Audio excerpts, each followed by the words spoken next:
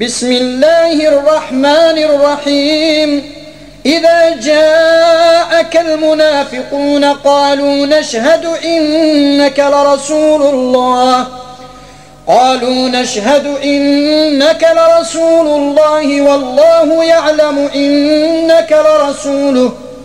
والله يعلم إنك لرسوله والله يشهد إن المنافقين لكاذبون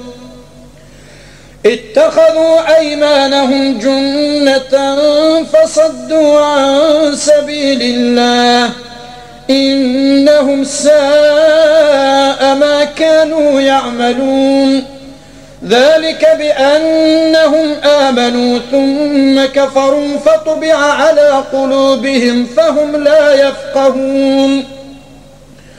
وإذا رأيتهم تعجبك أجسامهم وإن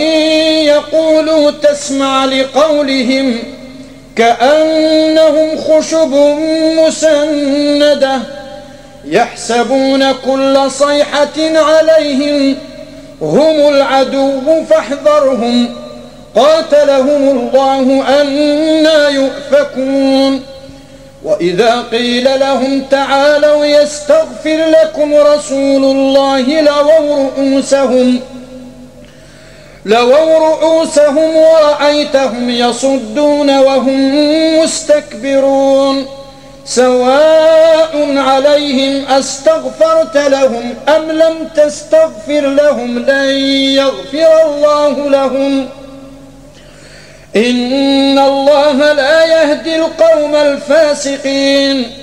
هم الذين يقولون لا تنفقوا على من عند رسول الله حتى ينفضوا ولله خزائن السماوات والأرض ولكن المنافقين لا يفقهون يقولون لئن رجعنا إلى المدينة ليخرجن الأعز منها الأذل ولله العزة ولرسوله وللمؤمنين ولكن المنافقين لا يعلمون يا أيها الذين آمنوا لا تلهكم أموالكم ولا أولادكم عن ذكر الله ومن يفعل ذلك فأولئك هم الخاسرون وأنفقوا مما رزقناكم من قبل أن يأتي أحدكم الموت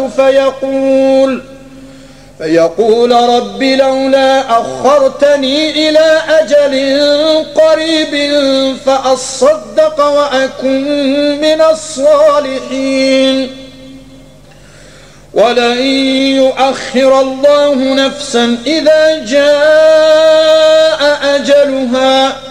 والله خبير بما تعملون صدق الله العظيم.